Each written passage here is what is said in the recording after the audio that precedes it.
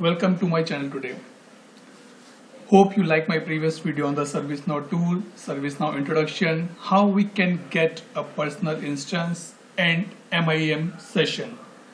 In today's call, in today's discussion, in today's session, we are going to be discuss about specifically on the change management process. And in this discussion, I'll show you that what is the change management flow as well, and what is the out of the box functionality available into the current version. Okay, so let's start with the today's discussion. So what is change? Change, in simple words, any addition, modification or removal of CI. It means if we are doing any update on any of the CI, it's become a change for me. In other words, if we talk about my experience, I say if you are going to change anything into the production environment is a change. Even it's a comma, it's a dot, it's a plus, it's a minus. It is a change for me. So change is an event that results in a new status or of one or more configuration item which be approved by business, or I can say which is approved by management, is cost effective and enhance business process changes. So what this mean, what this line means basically.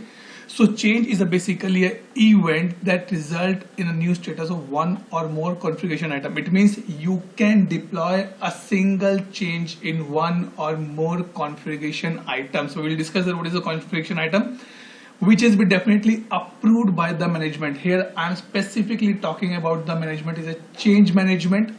Is a cost effective, that is not be a much heavy costing part. It should be a very cost effective, plus it enhance business process changes. It means it is going to be improve something which is be not working as expected, or maybe it want to be improve the business processes. We call it a change, all with a minimum risk or to the IT infrastructure. But one thing we need to make sure into this particular change management is that the IT risk impact on the IT should be minimum, because business have two main expectations from the service provided by the IT. Number one, the service should be stable, reliable and predictable. It means suppose if I am buying a phone, then I'll say to the shopkeeper, boss, this should be stable, reliable and predictable. It means that stable means I can use this phone at least for the coming 1 or 2 years. Reliable, I can take the call, I can receive a call, I can call from this phone, I can receive SMS, internet should be work. And predictable, it means if I want to integrate this phone with some other technology, some other devices, I can do that part. Okay, or I can predict that okay, after 3 years down the line, this will no longer be as work as expected for me. Second point, the service should be able to change rapidly to meet evolving business requirements. Yes. Now, if I don't have a phone, it means I have nothing to do in this particular world. Phone is one of the things which we keep in the pocket and we almost carry everything into the world. But every time the companies are working that how we can improve the customer experience, so that they make sure that okay, if earlier it was 2G, the phone work on the 2G. Now it's 3G and 4G. They improve the technology and become compatible with the 4G. And now the companies are working with a 5G level phone as well. Okay, so that a phone can be support the 5G speed as well. The objective of change management is specifically to enable IT service management to meet both expectations. These are two expectations. Second, to enable rapid change while minimizing the possibility of disruption to services. This is very much important because nowadays the companies don't want that their customers should get a single minute downtime as well. So now if you notice something that WhatsApp, Gmail, Outlook, Facebook, these are the things which we're always getting the enhancement one by one, but they never go for the downtime. They never go for the downtime as well. So that is the thing which is the main objective of the change management. Change management aims to ensure the standardized method procedure are used to efficient handling of change. It means there should be set of processes are available or applicable as per the defined procedures and methods, so that the change management, that every change should be go by that manner only. What is that particular stuff we will discuss into the change management flow. Okay, the last one that is important, a configuration item is any service component, infrastructure element or any other item that enables that needs to manage in order to ensure the successful delivery of a service. It means any we call CI is any service component or a infrastructure element or item. It means that if it means that I can say that any server which is required to support my services to the customer, it is a CI for me. Any laptop which is be required to support to my users is become a CI for me. It means, so any service component, it can be your software or hardware, even software also become a CI for me. Infrastructure element, your server, rack, RAM, and like this, and any other item that need to be managed in order to ensure successful delivery. Other than that, sometimes we call it document also CI, but some companies, some customer include that as well, but some customer don't include that a CI for me. Okay. Now, what is be important into the change management? Always remember, because as I already worked as a change manager, so I can share this with my experience that there are 7 R's applicable into the change management. Number one, that who raised the change, means who's the requester. It is an end user, business requirement, infra team requirement, resolver group requirement, that who is raising that particular change. Second, what is the reason for that change? It means the business justification, why they need that change. It is be like some major issue is going on, or it's a business requirement, or something government politics has been changed, or the government policies has been changed, or some changes into the country so that they cannot be do this particular stuff. This is the reason for that particular change. Number 3 R is what return is expected from the change. It means what you are looking for a change as a ROI. Very much important, because business is always be concerned about the same. If I'm spending 100 rupees, am I getting the 200 rupees as an output from the same, or maybe the 200 rupees value from the same? So someone say that, okay, I bought a phone for the time 9,000 or 10,000 rupees, but I'm very much happy because it is giving me the as expected return on the same part. So the same funda is used here, that what return is expected from the change. Risk involved, important point. A change manager cannot be skip this particular R, as there's a risk that what are the risks involved in this change. Number one, risk here means that it will be impact my end user, it will be going to impact my production system, or it is going to impact my other servers or CIs. So that need to be taken into this particular section. Number 5 is resources required to deliver the change. Do I need to the infra team, application team, support team, or help desk as well, or vendor support as well? What resources are required here? You can include, maybe you can include your platform's resources as well. That do you need any new system to be deploy this kind of changes or not? Number 6, who is responsible for create, test, and implement the change? Important point. It means we need some team, a kind of which we call as a change deployment team, or the resolver, not a resolver team, basically a change deployment team, or the deployment team we call is that they are the one who is responsible for creating, testing, and implementation of the change. So they will prepare a complete list of the steps, that okay, by this step we need to be do this particular stuff. This is the steps to be do for the testing and how this can be implemented. At the last is number 7, relationship between suggested change and the other changes. Because when we go for the out of the box functionality, we will see that there is a concept called the conflict. It means, suppose I am raising a change on the server X. Is this going to be impact to the some other change for the same window or same CI or not? So these 7 points I am repeating again. 7 R's: raise, reason, return, risk, resource, responsible, and the relationship are very much important for a change management guy, or for the change manager, change coordinator, to make sure that yes, these 7 R's should be there into my change management document. Okay. Now what I'll pick up the next topic is that mandatory and required information in the change. If you see here that we have the who raised, what is the reason, return, risk, resources, responsible, relationship. Now these has been divided in these 5 sections majorly. So business justification is the one, that is why, what is the reason for this change. Second point is there, what is the reason for the change, is a business justification. Implementation plan is come into the responsible, that how this change will be implemented. Do we need to or I need to do failover to some other system or not?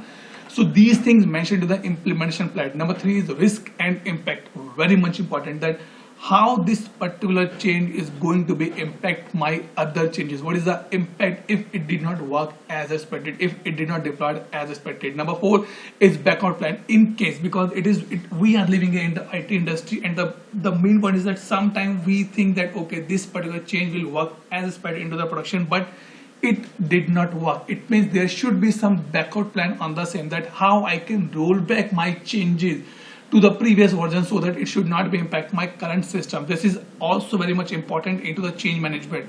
And the last one, that is a test plan, that is okay, once the change has been deployed into the production environment, what are the post implementation testing plan, or you can include the pre-implementation testing plan. So sometimes what happens, that suppose, as we know that when we're upgrading the service now version, we always do the pre and post testing, so that we should make sure that yes, the change which I'm going to deploy now should be worked as expected for my team.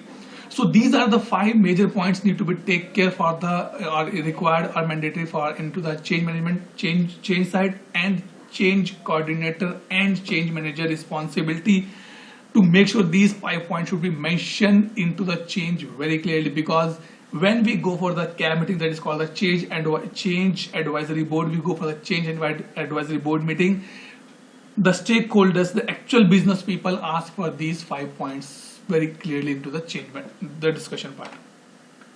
Now I'll discuss that what is a change management process flow. The very high level process flow is this. You can see here that raise, record, and classify the change. Raise means someone be requesting and someone say, okay, I need this change, and record means that you are going to be into the system and logging that change. Classify change means here that it is a normal, standard, or emergency changes. We will discuss into the process flow side. Once this has been done, then it go for the approve and reject. It means here you can see that it is required from the CAB approval, technical approval, change manager approval. Anyone can, as per the defined process into the systems, basically it go for the either go for the approval or rejection into the particular stuff. Then plan and implement change. It means once it has been done 100% after that, the change manager will reach out to the technical teams and ask for the resources. Sometimes this is again applicable from company to company, that how they are managing. So need to plan and implement the change. And finally, when the implementation has been done successfully or not successfully, the last step is post implementation review and change closure. Because this is very much important point, guys, post implementation review. Because whenever a change is passed or failed, definitely go for the post implementation review. We call it the PIR. In case your change has been failed, it can be standard change, normal change, or emergency change. You should go for this particular step. And specifically when your standard change failed by any reason, it should not be no longer a standard change. That is my experience. I'm telling you my experience. Again, depends on the customer to customer, company to company. But as per my recommendation is that whenever your standard change failed, any reason, it is no longer a standard change unless you again have a proven record that okay, for the again you can I said that okay, for the next 1 or 2 months you implemented that change properly, and then you can move with that change again to the category of the standard change. So this is a high level view of the change process. Okay, before I move to the demo part, I'll take you on to the process flow side. So I have a software with me that is called the draw.io, that is input output basically, and I prepare a high level change. I prepare a process flow into the change management. Hope you like this particular picture. This is totally based on my experience, nothing else. But I try to make sure I try to be equal to the compliance, or I can say the compliance to the ITL's part, that how this change will be or how the process will be look like. Again, this can be different from company to company, customer to customer as well, because this is a high level process. Maybe for my customer X this will be applicable, but for Y it is not be applicable in this manner. So what are the inputs into the change management? That are now I'll start that part only. Okay, so these are the inputs basically. So I have the 2x2 matrix here. Inputs can be release and deployment team, your project, service transition, service introduction. Maybe you are introducing something else or you're transferring something in the system. Incident or major incident management required some fixes that require the change management. Again, the problem management is one of the factors in that particular section. Capacity management also is one of the factor or the input for the change management required. Your vendor management, sometimes vendor changing something at their end and they need to be done at your end as well. That is a vendor management. Specifically, it is into the infra side or application side. When they're upgrading the application, or maybe they are upgrading something into infra at their end, and now they want you to be upgrade that part. The second last one, that is the request fulfillment. Again, it can be depend that if you want to make or move that particular catalog item as a standard change, you can move that as well. And finally, the demand management is again the same thing, that if demand is required, maybe you need some to put some other resources on the place, then you can go for the this part as well. So these are the major inputs for the change management process. Again, I'm repeating, maybe for your company, or maybe you have something in your mind, Atul, you missed this point, maybe I miss an input, but I try to cover maximum from my side. Okay, so these are the inputs for the change management. Then it go to the open state. I'll just take a high level on the open side. Okay, then this is a change request. Sometime in some of the companies I saw that everybody has the rights to log a change, but in some of the companies only the designated people or designated team can raise a change. So it's P1 is basically, P stands for the process and D stands for the decision.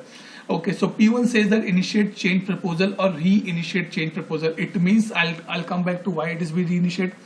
Okay, so once the change has been change proposal has been raised, it go for the change coordinator or the change manager. Again, question may be in your mind, Atul, we have the two person in our team, one is change coordinator, one is change manager. I'm combining it both, but as per the ITL, I can say that both have the different role responsibility. Again, in some companies it is a valid, in some company it is not be valid. Maybe one person is doing everything, change coordinator, change manager, and in many companies change coordinator is a different and change manager is a different. Okay, so once I'll pick up the first, initiate change proposal. Once the proposal has been raised, it go for the change coordinator or the change manager, and they validate, okay, this is a valid RFC. That is a decision 1, which says if this is a valid RFC, it means yes, the given details by the requester is actually correct and it is be working for me as expected. Okay, now inform, if it is not a valid RFC, they can inform to the change requester, inform change requester to update the RFC. Then he update the RFC, and sorry, this arrow should be like this only. Okay, so this arrow will be like this, not this way. Okay, so he will inform the change requester, will inform the change requester, and they will again submit. This is called the reinitiation. The reinitiation change approval process, sorry, change proposal. They reinitiate, requester will reinitiate and come to RFC. Once they say okay, RFC is valid, okay, then it will go to this particular level, log a change. So one thing, why I put this box into these two roles, because either change requester can log a request change, or either he can ask the change coordinator or the change manager as well. Or as I told that it is be depend on the company to company, customer to customer. They have some dedicated person who will be always logging the change. So if this point is there, then this will no longer valid. But if it is not there, then definitely this will be required. So SP3 say that log change request, prioritize, categorize, risk assessment, and the rollback plan. It means all the required information which is be required for a change coordinator to do at first level of review is be put into the particular change, is the change document, is the change record. Then if you go down, now the question is an emergency change. It is an emergency change. If no, it is a normal change. If no, it is a standard change, because other than that I don't have any other categories. So I'm not saying it is if it is a request, definitely it is be rejecting at this point only, at the not a very valid RFC. So if it is an emergency change, the change will be submitted for the ECAB and the business approval. Again, somewhere this ECAB and the business approval, the two different entities, sometimes they work as a one entity only. So if it is a emergency change, it will go for the ECAB approval. It is a normal change, it will go for the CAB approval only. Now if these two cases are we're taking, then it will go for the CAB or ECAB meeting. Okay, now the thing is that either CAB meeting, the change will be approved or rejected. These two cases we will discuss mainly, because if they need some more information, CAB say okay, let's discuss in the next CAB meeting again, but they're not rejecting, they're not approving. Again, it is practically it is possible, but on the ground level or as a tool level, it is be someone implemented, someone not implemented. So I'll take an example that okay, it will be approved or rejected.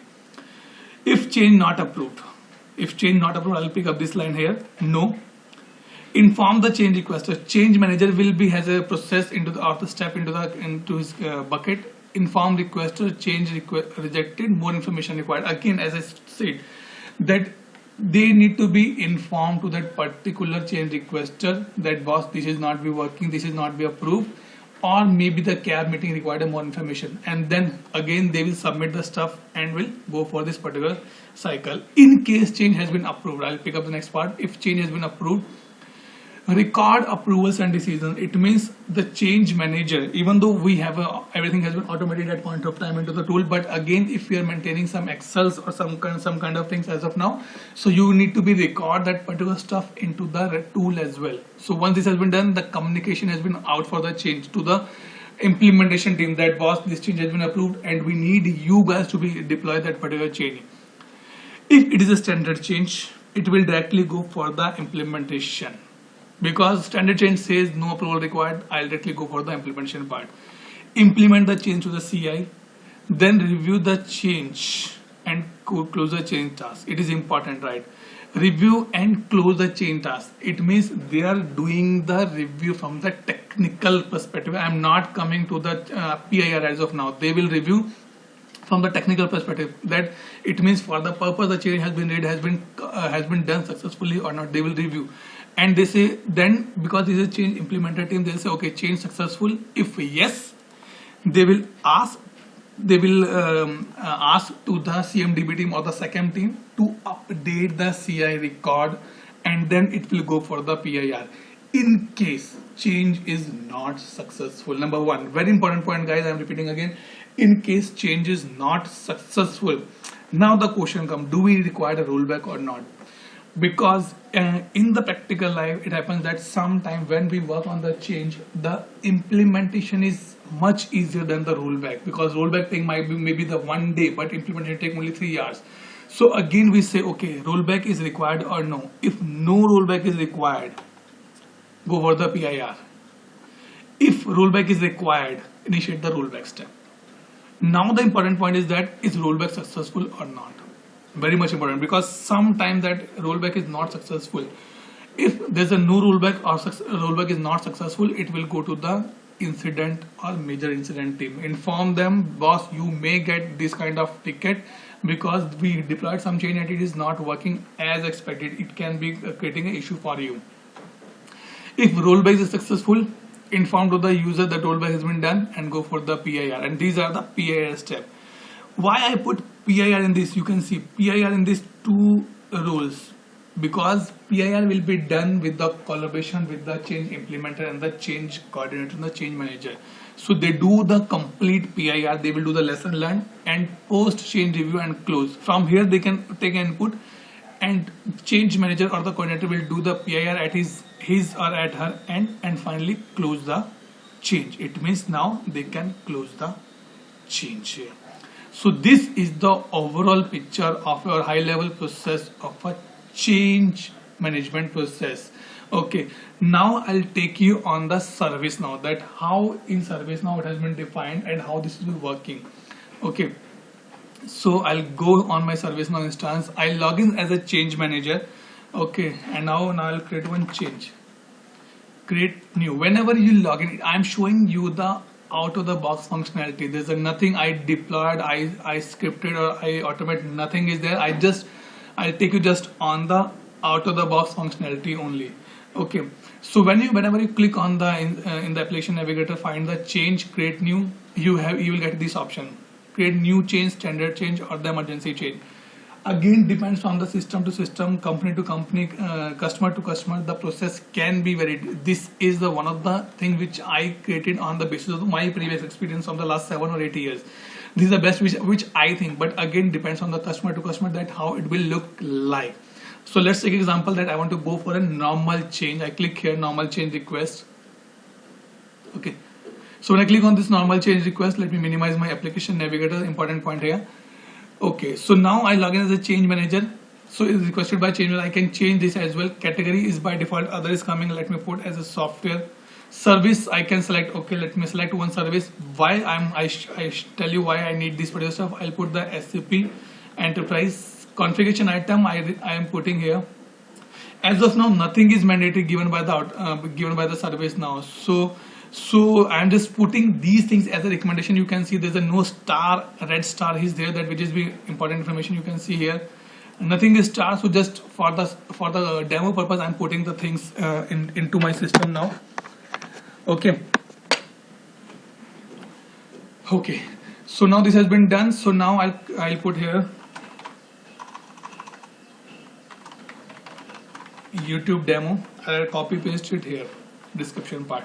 Okay, I just click on the save button now. Nothing else I'm doing. It is a new state. In out of the box functionality, you can get the next state, maximum next state you can get as of now. Okay, now I click on the save button. You can save or submit. You can submit as or save. I click on the save button now. So my change has been saved now.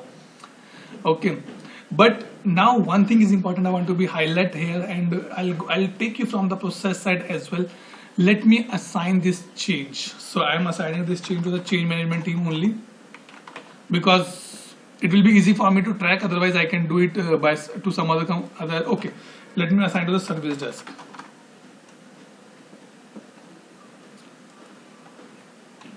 Okay. Okay, service desk, and let me assign to the ITL user. Okay, this thing. Now important point is that as we discussed in our presentation, if you see here that these 5 points are very much important. So I'll go to my change now, and I give, because this is not be mandatory in the out of the box functionality. In the outer box, this is not mandatory. This will is not mandatory, but I'm putting it like for the best practice part. Okay, I'm putting this YouTube demo, and this. Even though if you see schedule, this will not be, this is not mandatory complete in the whole cycle. As a recommendation I'm putting it here. Let me put, because I want to show something here. Why I'm putting here? Because if you want to do conflict, if you want to search for the conflicts, then it says these things are important to be entered. Otherwise you cannot do for the conflict part. So I click here. Let me put my change start date as I'll put some back date, just to again do validation on the out of the box, this, and I'll put this. Okay, now this has been done. Assignment to business, and now I click on the save button. Okay, now important point is that I click on the save button, and you can see it showing the conflicts and conflict last run on this. Now I take you onto the conflict box. Here is the conflict box. I click here, conflict here. So now you can see that my change is conflicting with these 3 changes. Change number is, maybe it is some out of the box they are created, so there is no change number is there. How this be calculated basically? So my change go into the database and find out with the combination of the plan start date, end date, and with the combination of the configuration item, or must I say affected CI or impacted CI. With this combination, it go back to the database and see that how many changes are into the active state, and then give me a picture like this. So now it is easy for change manager to see that okay, this change may conflict, and this thing can be discussed in the deep manner or the deeply with the cab meeting as well. Okay, so now I'm seeing okay, there's nothing is required here. One important point is, guys, that if you click on the request approval, the change will move to the requested state. It means it will move to the assessed state. But as I told that in the PPT, you see that risk and impact analysis is also important. In the out of the box, ServiceNow did not give an option to give some error that okay, risk impact is or assessment is required. So but again, for the demo, because I know that people who are watching this be working as a change manager, I want to be need to know this, that how this works. So I'll take you down, go to the related links, click on the risk assessment here. I click here, it will open a window for me. These 5 questions are coming out of the box. I did not configure it as per my requirement. This is out of the box, but to activate this, we need to activate the plugin. I forget the name of the plugin. That is, I guess, risk plugin is there, which you need to be activate. Only then this option will be available for you. So now let me click. I'll show you one more thing here. Now you can see priority is low, risk is moderate. So by this risk assessment, this will be changed. Okay, risk impact will be definitely changed. So it's loading now. So does the change affect a critical business service or CI? I say not critical. How complex the change whenever complexities function number of impacted CI? It is very easy. How difficult change rollback or revert? It is easy. What is the redundancy of the plan? Yes. And how difficult is to verify the change was successful? It's easy. I click on the submit button now. As soon as I click on the submit button, it go back and do some matrix at the end and give me the final result on the top. So now you can see the risk is become low. Otherwise, in the earlier it was high. It's showing that risk set is high. Risk included influence lead time. Okay, it's showing that it is insufficient lead time. Maybe I'm on the 20. Okay, I'm on the. Okay, let me check the schedule date. Because if you see here schedule date, let me go. It's showing 26th. It is past it. Let me go to some other date. Let me go to the June 11. Okay, and end date I'm putting to the June 26th.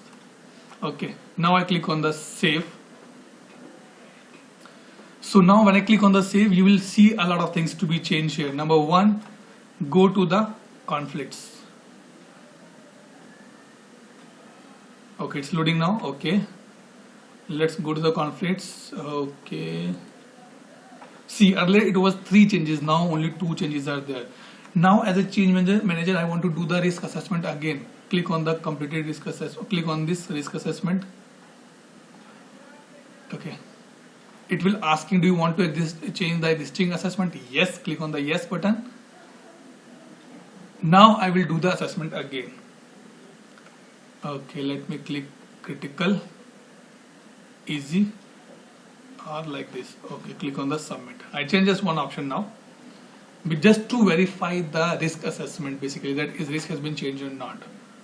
Yes, so now you can see risk is 3, impact is 3, and you can see risk is 3 because earlier it was not giving a sufficient lead time. That was the reason that risk was high, but now it risk is 3.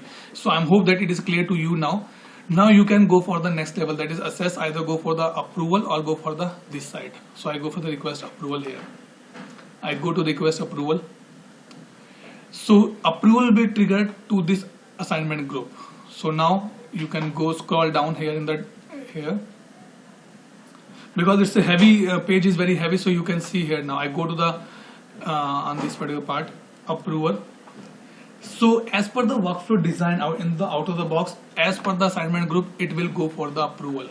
So these 3 approval will be there. Now I will impersonate as an ITIL user.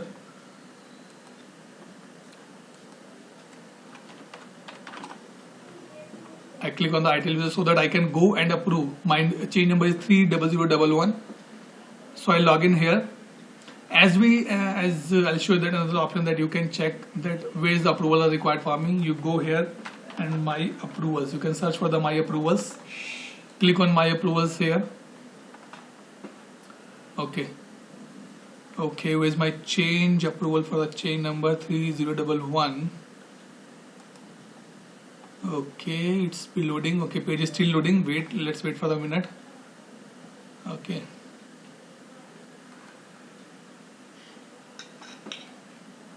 Okay, let me search.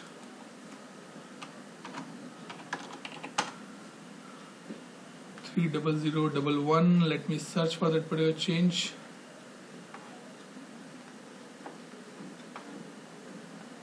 Okay, it's finding. Yep. So now I go here on click on the requested one. Okay, and click on the approve here. Either you can do from approval rejection here as well, but I click on here approve. Once I click on the approve, the change will be approved. So you can see the approved now. I'll go back to the change manager as a change manager, impersonate as a change manager. Okay, let me see that who is the next approval, because I want to be show you something more here. Okay, let me go and open that change again. Okay, change, open change. Okay, this one is 30011. Click here. So now you can see it is in the authorized state. It is in the authorized state. Let's see that who is authorized to approve this particular change now. I go there. Okay, it's loading. Approver.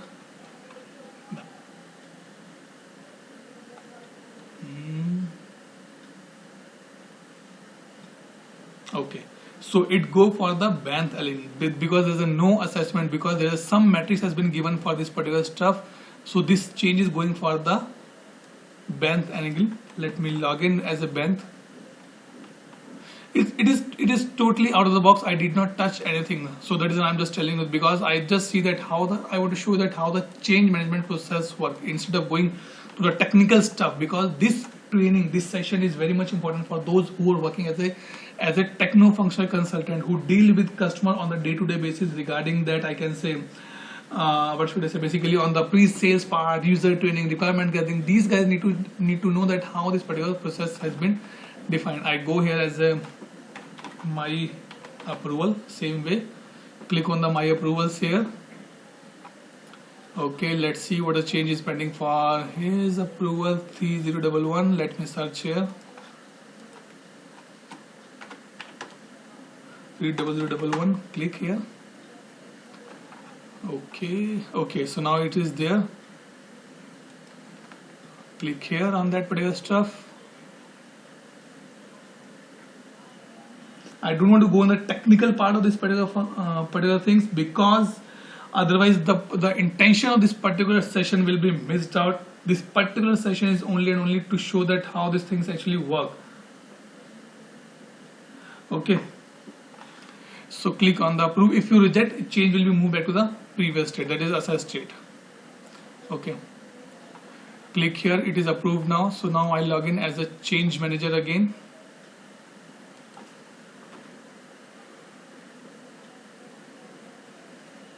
Okay, now go to the, I'll open my change now. Maybe you feel this video is little lengthy, but this is the only way that I can do, because I want to show you the complete end-to-end process of this particular change. Only then you will be able to understand that how the change management actually works. So in case someone required this PPT, you can reach out to me, or maybe I can share with in the PDF format. You can just mention me or connect with on the LinkedIn. With the given name, Atul Grover is my name. You can connect me on the LinkedIn. I'll share with the PPT as well with you if required. Okay, so this is my chain now. Let's see, it has been moved to the scheduled state, right? That's great.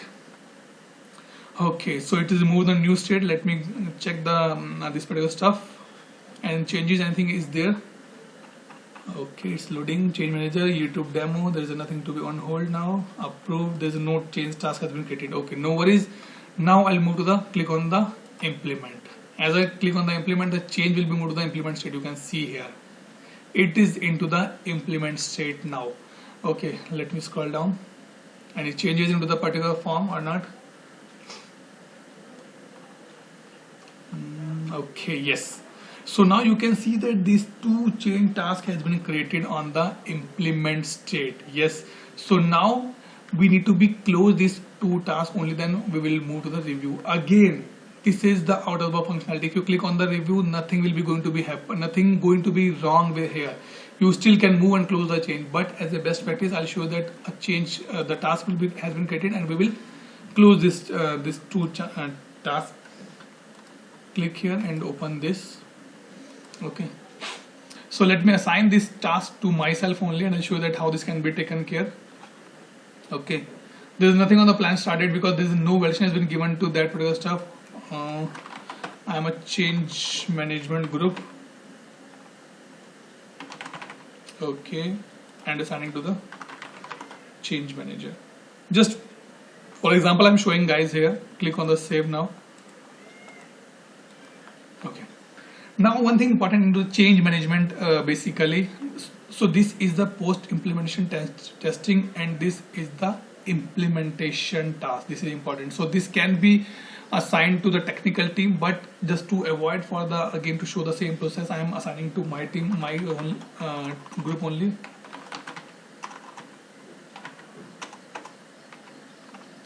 Okay, so it is there, change management, and I'm assigning to the change. Even though I'm not an implementer, you can assign to any of the team. Okay, just for the sake of the demo, I'm showing you like this only. Now click on the save button. One thing which is very much important is, guys, whenever you work as onto the change, specifically in the task, always have a practice to move the change task at least once in progress. That is a best practice. We show that okay, you actually work on the change task. Click on the save button now. Okay, so now let me close this task. Okay, I click close. So when I click on the close, it is not asking for the closure information. Nothing is asking. Closure notes, I click on the save, because nothing is mandatory into the out of the box functionality, and that is the things I want to show you here. Okay, I go to the previous task, and in the same manner I'll do the in progress first. Click. Okay, and now okay, and click on the close task. So once both of the tasks has been closed, I will go back to my previous, I will go back to my change now. Okay, let me close first. Okay, yeah. I go here, let me reload my page just to show you that what is happening now. Okay, and what changes has been done at point of time now. Okay, so now you see that as soon as both of the task has been closed, the state has been moved automatically to the review state. And second point is important. On hold is okay. On hold is still active now. Okay, let load the complete page. Okay. Okay. Second point is that if you go on the down and click on the schedule, start date and end date has been automatically based on the task start date and task end date. Basically, when you in progress, it has been started. When you put on the closed, it has been done. So the last task has been closed. It's showing the time here only. Okay. If I check, let me add something here for the actual. Okay, actual start, actual end. Let me remove this plan start, plan end. Just want to verify that how it's took actually. Okay.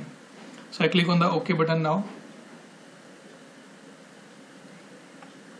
Okay, to need to verify, it's showing start date is 4/2. Okay,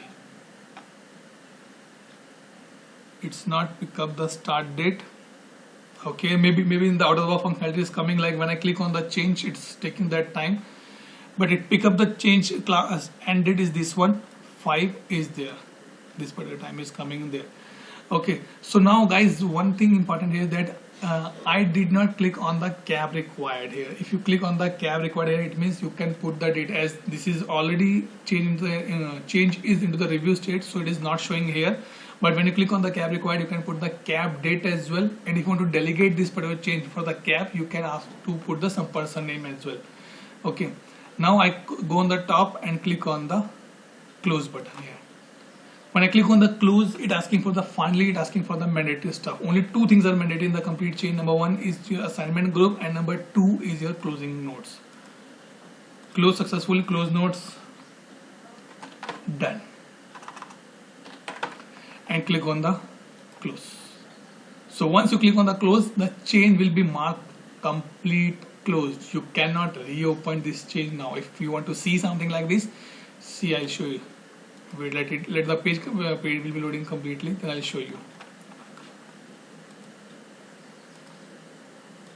So now you can see there's no other state is available at point of time. So this is the way that out of the box functionality working. See, you can still, maybe you can try to do something like this and click on the save button. It work or it will not work, but as out of the box functionality, it is still allowed to do any kind of changes. You can do any kind of changes. Okay, let's go back to the previous slides now. Okay, so this we discussed actually the process we showed just now, that how it's working out of the box demo we show.